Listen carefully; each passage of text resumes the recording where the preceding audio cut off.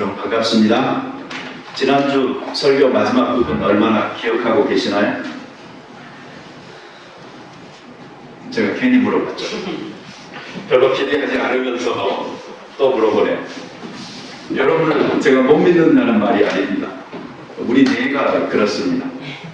72시간 안에요. 우리는 들은 것의 95%를 잊어버린다고 합니다. 그나마 기억하는 5%가 조크 같은 것을 기억한다고 합니다.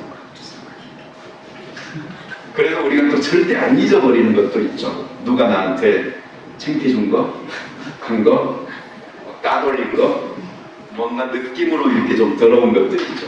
그런 것들은 안 잊고 잘 추억하고 기억하였다가 복수하려고 하는 마음도 우리에게는 있습니다. 이런 것들이 쓴뿌리로 자리 잡기보다는 좋은 것들이 기억에 남고 영향력을 미쳐서 우리가 새로워지면 좋겠습니다. 우리 몸은 평균적으로 몇 개의 세포가 매일 태어나고 죽는다고 이야기를 했었다면 3,300억 개, 그리고 이걸 초당으로 따져도 380만 개. 대부분이 우리의 혈액 속에서 이런 일들이 일어나긴 합니다만 매일 우리 몸의 80%이 새롭게 바뀌고 있습니다. 우리의 몸도 이렇게 끊임없이 변화를 거듭하고 있는데 우리의 정신이나 우리의 영이 속절없이 시간을 보내고 있다면 좀 아깝다 생각 들지 않나요? 그래서 우리는 우리의 마음과 영을 새롭게 하는 은혜에 기대어서 새로운 삶을 사모하게 됩니다. 실제로 이것이 이 루나 뉴 이어를 기념하는 사람들에게는 좋은 점 같아요. 한 해에 새해가 두 번 있을 수 있다는 건 얼마나 좋은 일입니까? 첫 번째 출발의 기회를 놓쳤다 할지라도 세컨드 찬스로 우리에게 다시 오는 기회이니 이것은 정말 훌륭한 것이라 생각됩니다. 우리가 그냥 살지 말고요, 또 그냥 늙지 말고요, 좀 보람있게, 그리고 젊게, 늙더라도 좀 멋있게 이렇게 나이 들어가면 좋겠습니다. 우리의 몸도 건강하고 그리고 정신도 영혼도 건강하게 하나님 앞에서 늘 서 있는 그런 사람들 되면 좋겠습니다. 제가 보기에는 제일 행복한 사람은 하나님의 은혜를 받아서 은혜로 옷 입고 살아가는 사람입니다. 그래서 그 내면에 있는 그 은혜가 외면으로 드러나는 사람들, 그래서 그의 말과 그 행함을 통하여서 하나님의 그 은혜의 함께함을 주변의 사람들이 따뜻하게 느낄 수 있다면 그것이 아마 우리 크리스찬이 가지고 있는 최고의 그리스도인의 향기가 아닐까 싶습니다.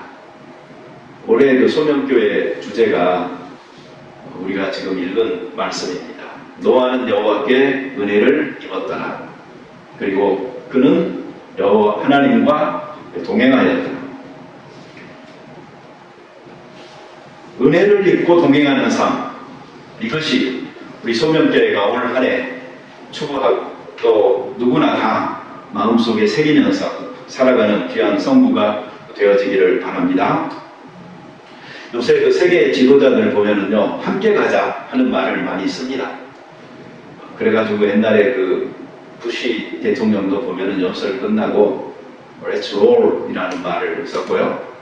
그 다음에 우리나라 문재인 대통령도 요즘 어디 가서 연설하는 거 보면은 Let's go together 라는 말을 쓰더라고요. 함께 가자고.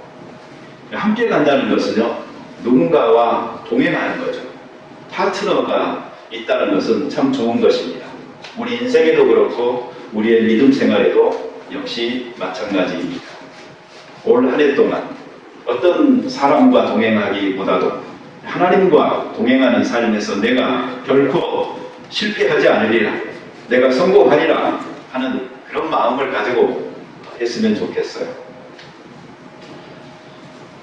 여러분, 이번 주 중에요, 어떤 분이 저에게 설교에 대해서 좀 좋은 말을 보냈어요. 그래서 제가 고무가 돼가지고 준비를 하다 보니까 이번 주에 3장 더 많이 준비했어요. 그냥 그 사람이 이름을 안 가르쳐 드릴래요. 왜냐하면 괜히 그런 짓거리 해가지고 설교 길어졌다고 아마 욕먹을 것 같아서. 아까 제가 그 예배 전에요, 잠깐의 시간이었지만 우리 김사라 권사님이 반주하고 있는데 이준호 집사님이요. 이준호 집사님 봐보세요. 좀 묵묵하게 생겨서 별로 그런 말 안 하는데 권사님 반주 많이 들었다고 정말 잘한다고 칭찬하시는데 권사님이 좀 많이 좋아하시는 것 같더라고요. 그런데 제가 조금 있다 보니까 거기서 끝나지 않고 우리 민정 집사님한테 또 뭐라고 그러냐면, 이거는 권사님이 하는 말입니다. 권사님이 제가 민정 집사님 찬양 기도하는 거 주중에 한 2번 들어봤는데, 그러면서 그 한국의 큰 교회 하는 것처럼 정말 잘하더라고. 권사님이 민정 집사님을 그렇게 칭찬을 하는 거예요. 그러니까 민정 집사님이 안 그래도 내가 좀 힘이 좀 없는데 아주 지금 힘이 생긴다고 그런 말을 들었어요. 왜 찬양이나 피아노를 하면은 이렇게 칭찬하면은 힘이 생기고 좋다고 그러는데, 왜 설교 잘한다고 해갖고 설교를 길게 준비했다고 하면 여러분들이 싫어할까, 내가 이걸 한번 생각을 해보게 됩니다. 우리 신앙생활 하는 사람들은요, 바람이 뭐냐면 하나님과 동행하는 겁니다. 가장 사모하고 가장 소원하고 그리고 가장 꿈꾸는 바입니다. 그래서 저 자신도 자주 묻습니다. 내가 하나님과 동행하고 있는 것인가? 아니면 내가 혹 다른 길을 가고 있는 것인가? 어떤 때는 두렵고 어떤 때는 정말 하나님과 함께하고 있다는 그 사실 앞에 전율하면서 감사하기도 하는 주제가 바로 이 동행입니다. 그래서 동행은 참 어렵다 생각합니다. 이럴 때마다 제가 발견하는 것은 은혜로 되는 일을 내가 내 힘으로 또 내 결심으로 하려고 했구나 하는 생각입니다. 여러분들도 하나님과 동행하는 삶이 뭔가 아직도 낯설고 힘들게 어렵게 내가 또 꺼리게 생각되는 것이라면요, 이것은 은혜로 동행하는 삶을 추구하는 것이 아니고 내가 억지로 하나님에게 다가가서 그냥 붙어 있으려고 하는 것은 아닌가 하는 생각을 해보시기 바랍니다.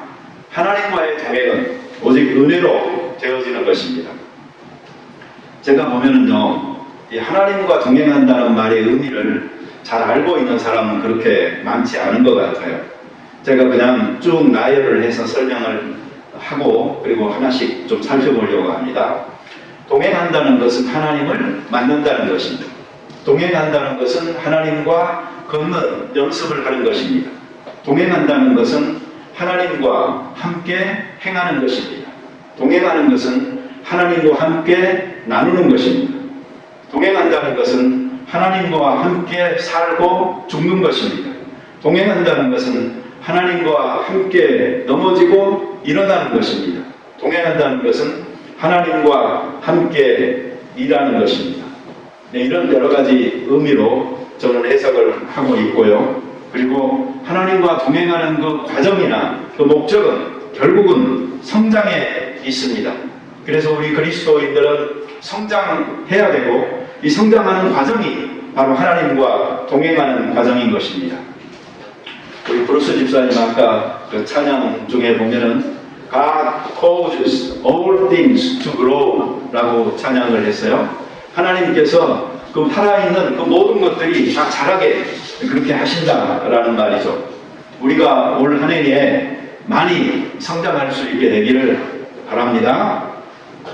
자, 제가 7가지를 말씀드리려고 하는데 이 7가지의 전제 조건이 하나 있습니다. 그것은 뭔고 하니 하나님을 만나야 동행할 수 있다는 것입니다. 만나야 동행이 비로소 시작되어지는 것입니다. 그냥 동행하겠다고 해서 일방적으로 되는 게 아니죠. 내가 사랑하겠다고 해서 사랑이 되는 게 아니잖아요. 짝사랑이 되면 안 되잖아요. 같이 돼. 그게 바로 만남인 거예요. 하나님을 따르고 섬기는 것 중요하지만 하나님을 만나야지 비로소 이 동행이 시작되어진다. 이것을 우리가 잊지 말아야 됩니다. 예수님께서 제자들을 선택할 때 그 복음서에 보면은 그 목적을 뭐라고 말을 하냐면은 더러운 귀신을 내어 쫓고 또한 병과 약한 것을 고치는 권능을 그들에게 주시기 위해서라고 이야기합니다. 실제로 제자들은 이런 사람들이 됐죠. 그런데 마가복음 3장 14절에 보면은 거기에 특이하게 한 가지의 기록이 나옵니다. 이에 12를 세우셨으니 이는 자기와 함께 있게 하시고, 이런 말이 나와요. 예수님이 그들을 선택하신 이유가 자기와 함께 있도록 하기 위해서 제자들을 선택했습니다. 다시 말하면 이들을 하나님 나라의 일꾼으로 세우기 전에 이들에게 필요한 것은 나와 함께 있는 시간이다 하는 것을 예수님께서 아셨고, 그래서 그들을 동행자로 삼으셨던 것입니다. 그러면서 예수님이 바라셨던 것은 이들이 나중에 하나님 나라를 위해서 일하는 동역자들, 일꾼들이 되기를 바라셨던 것이죠. 여러분, 제자는 그냥 그 뜻으로 본다면 스승의 사상을 배우는 사람입니다. 그리고 그 스승의 삶을 따라가는 사람입니다. 그렇게 본다면 스승에 대한 존경심이 있어야 되겠죠. 만약 스승에 대한 따르고 싶은 마음이, 배우고 싶은 마음이 안 생겨나면은 이 제자가 될 수가 없는 것이죠. 네. 제가 소명교회 개청하고 청년들이 20대 후반, 30대 초반 청년들이 그때 많았는데, 지금은 이제 그 사람들이 전부 다 50대 중반이나 후반이 됐습니다. 근데 어떤 사람이 저한테 그런 말을 해요. 자기가 옛날에 교회 같이 다녔던 청년 한 명한테 저에 대해서 이야기를 했대요.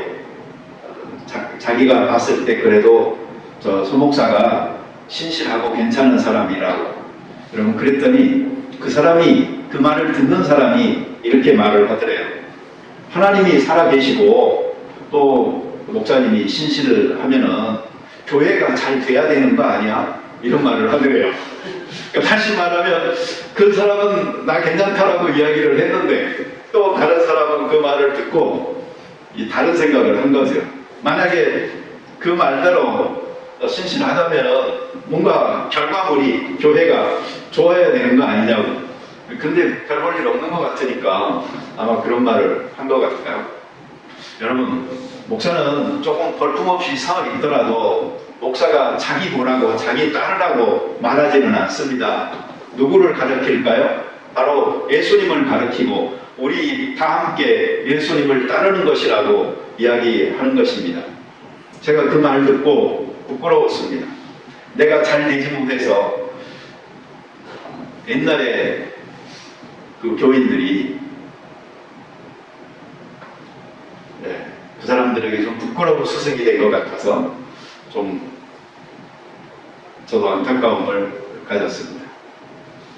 예수님은 아주 자신있게 나를 따르라고 이야기하셨죠. 성경에 보면 나를 따르라라는 이 문구가 13번이 나를 따르라라는 말이 나오잖아요. 신구약 다 통틀어서 무조건 예수님이 하신 말이다 해도 거의 다 맞는 말입니다. 하나님을 가까이 하여서 동행하려고 하잖아요. 그러면 하나님을 투명인간 취급하면 안 되는 것입니다. 근데 많은 그리스도인들은 실제로 하나님을 그렇게 취급하는 경우가 있어요. 하나님은 계셔요. 그런데 마치 그분이 안 계신 것처럼, 그래서 나와는 전혀 상관없이 나는 내 삶을 살면 되는 것처럼 살아가는 경우가 많이 있습니다. 오히려 그분은 보이지 않는 영으로서 아니 계신 곳이 없이 모든 공간, 모든 시간에 존재하고 계신 이분이 바로 하나님이신 것입니다. 우리가 하나님을 만나지 못하고는 하나님을 알아갈 수가 없습니다.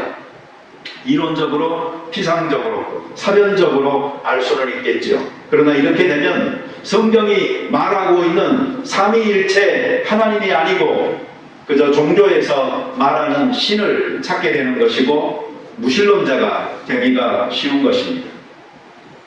사람도 가끔 그런 사람들이 있잖아요. 내가 분명히 있는데 나를 없는 것처럼 취급하는 그런 경우가 있어요. 인사도 안 하고 아는 채 안 하고 무시하고 예의 없고 이런 사람과 관계가 맺어지면 되게 피곤한 겁니다. 참아야지 유지할 수 있는 관계. 여러분 이런 관계는 사실 오래가지 못하죠. 하나님과의 관계에 있어서 하나님을 무시한다고 해서 하나님이 내 곁에서 사라지지 않습니다. 그분은 오히려 더 가까이 나를 안타까워하시면서 둘러싸셔서 함께 하실 것입니다. 그러니 우리 예수님을 또 하나님을 피하려고 하지만 말고 그 하나님을 대면하여서 만나야 됩니다. 그 대신 하나님을 찾고 만나되 우리는 성경에서 말하는 예수님이 오신 목적이 무엇인가를 따라서 그 하나님을 좀 잘 만나야 됩니다. 예수님을 따르던 많은 사람들 봐보세요. 배가 고프니까 빵을 얻어먹기 위해서 쫓는 사람도 있었고 병이 생겨서 그 병 나음을 위해서 예수님을 쫓아다니는 사람들도 있었습니다. 간절함은 있었지만 결국은 그 사람은 예수님이 이 땅에 오신 목적이 아닌 다른 것들을 붙들고 있었기 때문에 나중에는 그냥 한 무리로서 흩어져 버렸지 그들이 신실하게 예수님을 쫓는 제자들은 되지 못했던 것입니다. 예수님께서는 죄인들을 구원하기 위해서 이 땅에 오셨다고, 영생을 우리에게 주기 위하여서 오셨다고, 내가 하늘의 문이라고 길이라고 그렇게 말씀을 하시는데 그 예수님을 우리는 영적인 측면에서 내 신앙적인 구세주로서가 아니고 다른 목적으로서만 찾는다면 우리는 결코 그 예수님을 만나지 못할 것입니다. 지난 주 중에요, 제가 프렌즈라는 그 미드 이거 보는데요, 어떤 여자가 자기 친구하고 이렇게 이야기를 하고 있었어요. 근데 그 사람 이야기를 한참 듣고 있던 그 친구가 이런 충고를 해줘요. 야, 너가 그렇게 나이 든 사람하고 결혼하려고 하는 것은 내가 보니까 너한테 결혼이 필요한 게 아니고 그 사람이 갖고 있는 아파트가 너한테 필요한 것 같다고 그렇게 말을 해줘요. 그러니까 이 여자가 깜짝 놀래가지고 그래도 나는 결혼할 거야 그렇게 말을 하더라고요. 그런데 이제 그 끝부분에 가보잖아요. 그러면 그 여자가 돌아와요. 그래가지고 나 결혼 않기로 했다. 그런데 나 당장 있을 곳이 없으니까 너하고 살아야 되겠다고. 그래서 그 아파트로 들어오려고 하는 경우가 생기더라고요. 네, 결혼에서는 그런 경우가 생길 수도 있어요. 이 동서양이 어떻게 보면 좀 마찬가지 그런 느낌을 제가 받았습니다. 근데 제가 설교 준비하다 이 마찬가지라고 이 타이핑을 하는데 이 빨간 불이 이 밑줄이 쳐지는 거예요. 그래서 왜 그런가 하고 봤더니 내가 잘못 스펠링을 거기다 했어요. 그래가지고 미친가지 이렇게 썼더라고요. 마찬가지라는 말을 미친가지 이렇게 했더라고요. 근데 이게 제 나름대로요. 그때 이게 영감을 주더라고요. 뭐냐면 이게 미친 거더라고요. 미친 거. 그리고 이게 가진 거예요. 가지. 본체가 아니고. 그래서 가지를 붙들고 위험하게 매달려 있을 뿐이지 우리가 정말 핵심적인 것들을 붙들어야지 그 본체에 붙들고 매달려 있는 것입니다. 하나님과 동행하는 데 있어서도 이렇게 위험스럽게 하나님을 찾는 사람은 없기를 바랍니다. 빵을 찾고 병고침을 찾고 또 이스라엘의 독립을 찾고 했던 사람들은 예수님에게서 이런 것들을 결국은 해결하지 못했죠. 예수님은 마귀의 시험을 광야에서 이겼다고 말하는데 이 정확하게 말하면 이긴 게 아니고 뿌리친 거예요. 그건 버린 거예요. 거절하신 거예요. 그것은 물질 명예 권세 그 유혹으로부터 나는 시험 들지 않겠다. 나는 이걸 목적으로 삼지도 않을 것이고 이것을 내 사역의 방식으로도 삼지 않겠다라고 예수님께서 단호하게 거절하신 것입니다. 다른 동기에서 예수님을 찾으면 떠나게 됩니다. 혹 그렇게 예수님을 찾았다 할지라도 예수님을 수단이 아닌 목적으로 만나야지만이 이 세상에 죄인을 구원하기 위해서 오신 그 예수님을 바르게 만날 수가 있습니다. 그리고 이 만남 후에 영적인 믿음의 여행이 비로소 시작되는 것입니다. 자, 이렇게 이제 우리가 믿음을 갖게 됐을 때 어떤 단계들을 거치면서 우리 믿음이 성장하는지를 좀 살펴보겠습니다.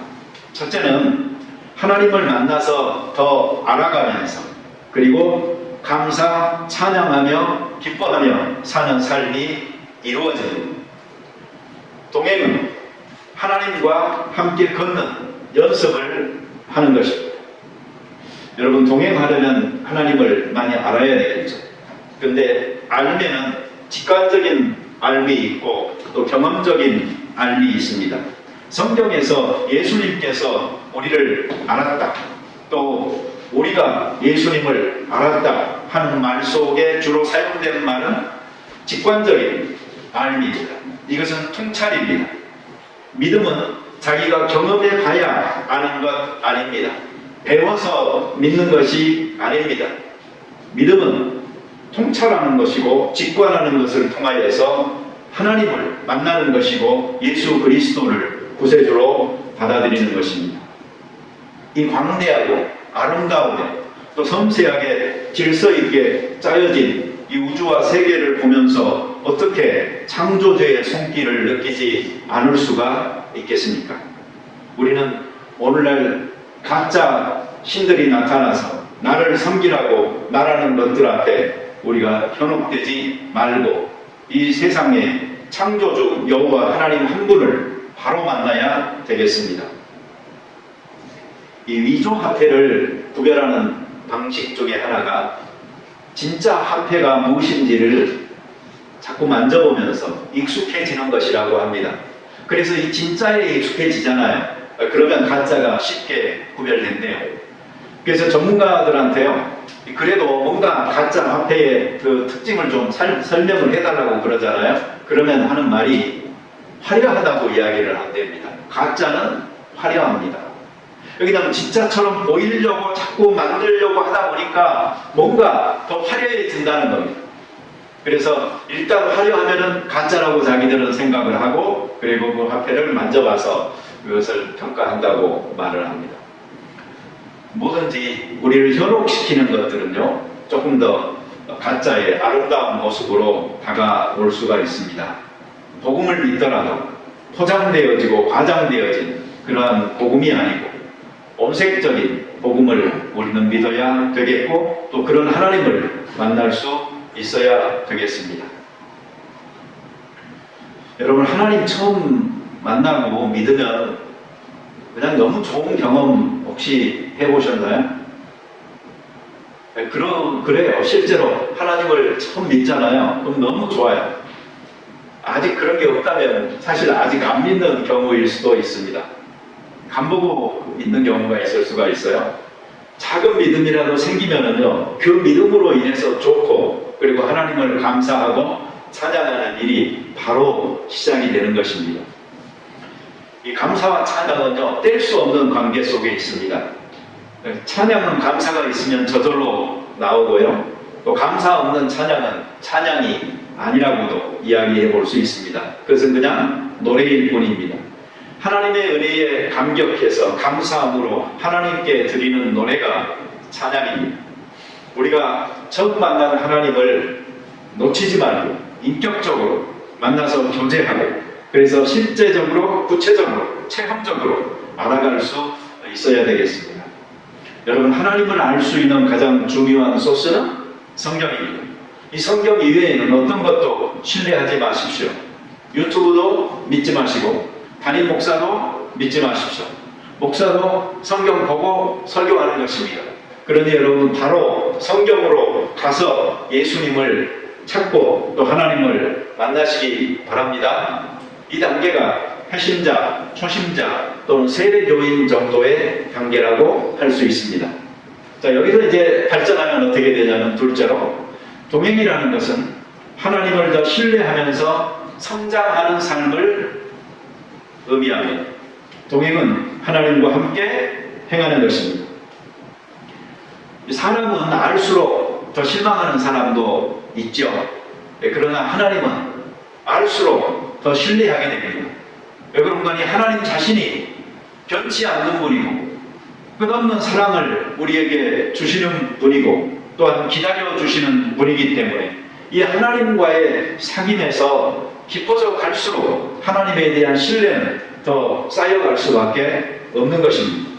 누구도 배반하지 않으시고 한결같이 변치 않으시는 이 하나님 앞에 내려질 수밖에 없는 것이죠. 그래서 신뢰하게 되면은요, 성장하게 됩니다. 신뢰하는 관계로 누구와 맺어지잖아요. 그러면 그 관계는 발전하게 되어져 있는 것입니다. 친밀함을 형성하면서 참 잘 사귀었다라는 사람이 있는 반면에 그 반대도 있지만 하나님을 한번 사귀어본 사람은 그 하나님이 얼마나 소중한 분인지를 알고 절대로 실망하지 않는 것입니다. 하나님과 동행하는 삶을 아마 지금까지 살아본 적이 없는 사람은 이 하나님과 사귄다는 게 좀 불확실하게 느껴져서 불안할 수도 있습니다. 무엇을 의미하는지를 잘 모르기 때문에 그래서 사람들은 쉽게 다시 익숙함으로 돌아가 버립니다. 그러나 불확실한 도전을 해서 좌절하는 차라리 익숙한 고통에 만족하기를 원하는 사람들처럼 하나님과의 사귐을 포기하고 다시 사람과의 사귐에 집착하는 것으로 돌아가지는 마시기 바랍니다. 제가 사실 연초가 되면은 부르기 좋아하는 찬송이 하나 있는데 그거 좀 가거나 왜 찰싹거리는 작은 파도 보고 마음이 졸여서 못 가나. 이게 바로 어쩌면은요 한 해를 시작하는 우리가 신앙의 여행을 앞두고서 갖게 되는 그 마음의 조아림을 우리에게 상기시켜주는 말이기도 합니다. 하나님과의 신앙의 동행을 신뢰함으로 좀 대담하게 뛰어들 수 있게 되기를 바랍니다. 여러분, 함께 하는 훈련이라는 것은요 서로 나누는 훈련입니다. 서로 공감하는 약한 것, 악한 것을 나누는 것입니다. 왜 그런가 하니 교만한 사람들, 자기 잘났다고 하는 사람들은 나누지 말라고 해도 자기가 강한 것은 너무나 잘 나눠요. 나는 이렇게 돈이 많습니다. 나는 이렇게 학식이 많습니다. 나는 이렇게 좋은 옷을 입고 있습니다. 등등. 그 사람들은 말하지 않아도 드러내기 위해서 아주 최선을 다하는 사람들이 있습니다. 자기 잘났다고 하는 사람들은 참 피곤하죠. 그러나 정말 우리의 인생길의 동반자가 될 수 있는 사람은 약하고 연약한 부분들을 함께 나눌 수 있는 진실한 사람들인 것입니다. 채플린이 그런 말을 했습니다. 인생사라는 것은 멀리서 보면은 희극이지만 가까이에서 보면은 비극입니다. 모든 사람들이 멀리서 보면은 다 웃고 괜찮아 보여요. 그러나 가까이에서 대화를 나눠보고 그 사람의 삶을 접해보잖아요. 그러면 남들이 알지 못하는 상처 있고 또 현재의 아픈 고민들을 다 나름대로 가지고 있고 짐을 지고 힘겨워하고 있는 것입니다. 그러니 여러분, 서로 만나서 웃어서 즐거운 시간 보냈다 이것만이 중요한 것이 아니고 내가 누군가와 함께 고통을 나누고 같이 울어봤다라는 것, 이것이 정말 내가 인생을 살면서 만남다운 만남을 가졌다, 이것이 될 수가 있는 것입니다. 그러려면 자기의 강한 부분이 아니고 약한 부분들을 서로 잘 나눌 수 있어야 되는 것입니다. 여러분, 동행에 있어서 우리가 게임할 때 보면은 그 두 사람 팔을 하나로 묶어놓고 또는 세 사람 팔을 이렇게 같이 묶어놓고 어디 반환점 돌아오라고 시키는 거 있죠. 누군가와 동행한다는 것은요 힘든 겁니다. 보조를 맞춰서 가야 하기 때문에. 그러나 서로가 약속을 하고 신호를 맞춰서 잘 하잖아요. 그러면 그 걸음도 잘 걸어갈 만 하는 것입니다. 무엇이라 쓰고 무엇이라 읽는다 라는 말이 있죠. 드라마 미생에 나온 말이라고 합니다. 삶이라 쓰고 버티기라 읽는다. 삶이라는 것은요, 어쩌면 버티기인 것인지도 모르죠. 또 우리는 하나님과의 관계나 다른 사람들의 관계를 생각할 때에 이런 거 생각해 볼 수 있습니다. 약속이라 쓰고 공수표라 읽는다. 이것은 신뢰하지 못하는 사람들에게서 받게 되는 우리의 보상인 것입니다. 그러나 우리가 신뢰하는 하나님을 섬기고 살아가노라면 하나님께서는 우리에게 항상 약속을 실행시켜서 성취로서 가져다 주시는 분임을 믿게 됩니다. 여러분, 이 단계는 하나님의 뜻을 찾아서 구하는 단계요, 또 나를 향한, 교회를 향한, 세계를 향한 하나님의 뜻과 계획을 폭넓게 이해하고 수용하면서 나름대로 성장하는 단계인 것이고, 이 정도 단계는 서리 집사님 정도의 단계입니다. 자, 셋째, 동행이라는 것은 하나님과 친밀히 교제하면서 하나님과 이웃을 가까이 하여 사랑을 나누는 삶이 동행입니다. 사람은 주고받죠. 소통합니다. 사랑하고 사랑을 받습니다. 순서가 중요하지는 않아요. 사실 누가 먼저 사랑하느냐는 순서 따지는 사람은 사랑하고 있지 않는 것이죠. 계산하고 있는 것입니다. 동행한다는 것은 같은 것을 봐야 하고 서로 짐을 지고 함께 가는 것입니다.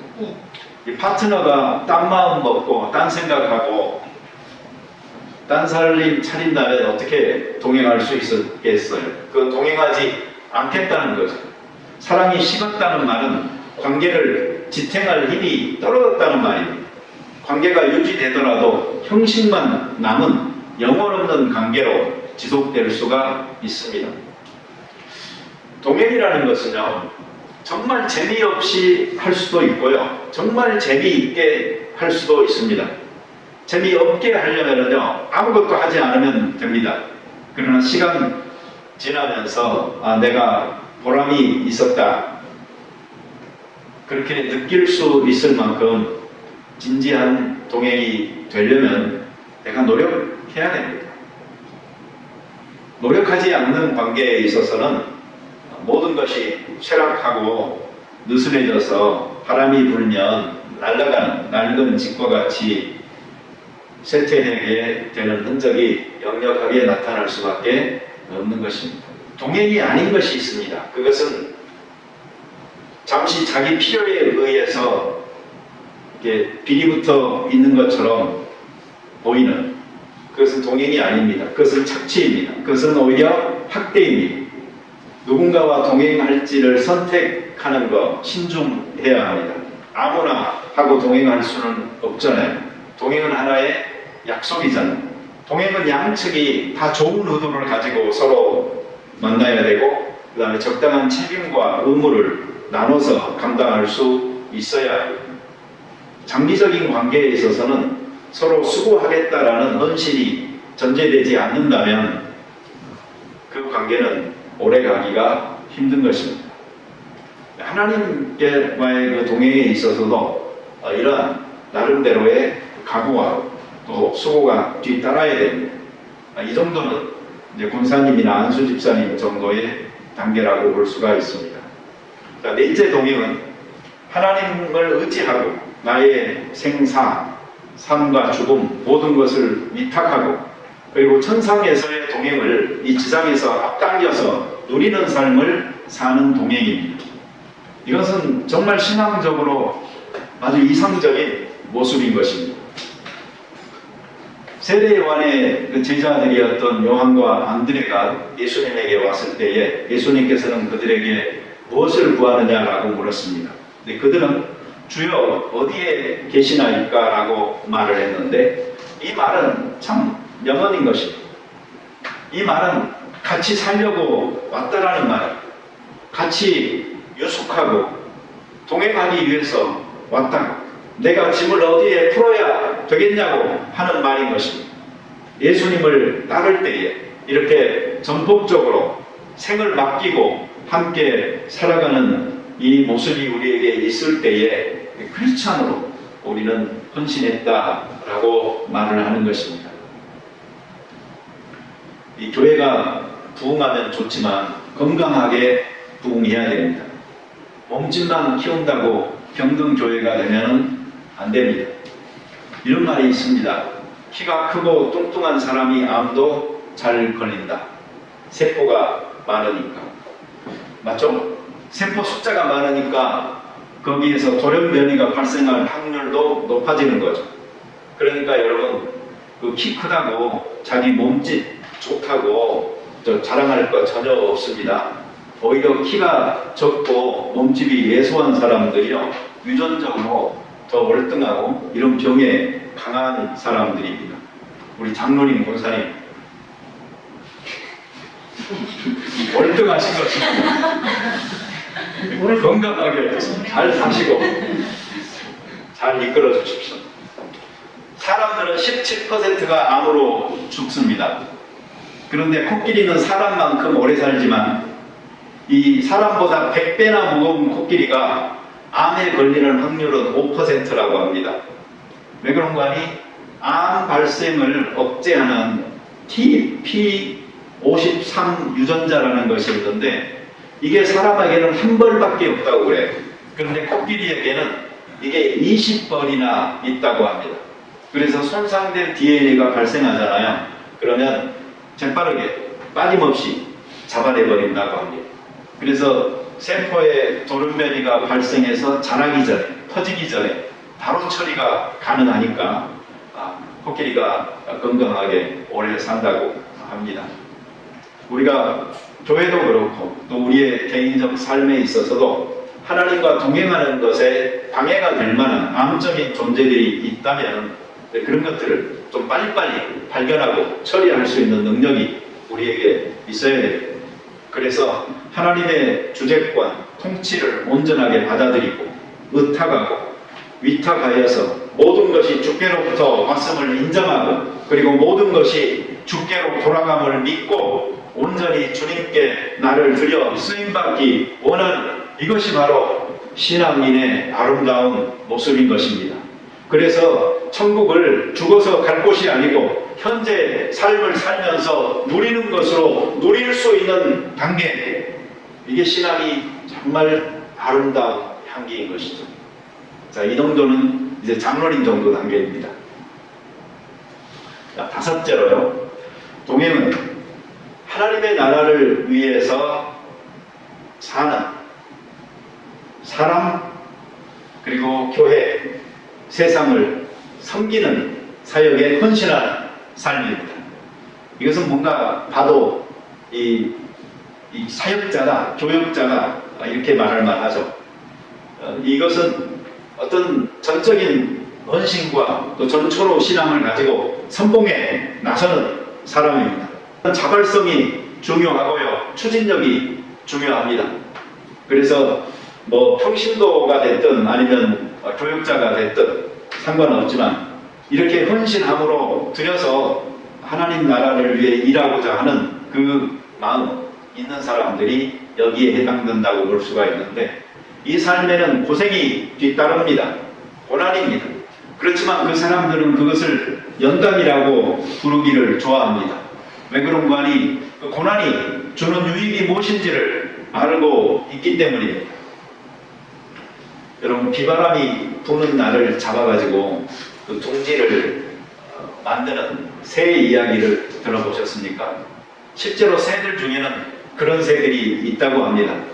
날 좋은 날 그냥 하면 지도편하고 할 텐데 비바람이 부는 날을 택해서 자기의 둥지를 만든다고 해요.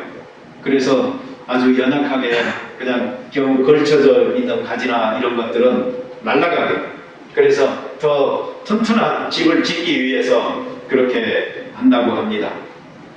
이 하나님과의 관계가 순탄하기만 하다고 해서 좋은 거 아닙니다. 오히려 비바람이 불어야 관계가 좋아집니다.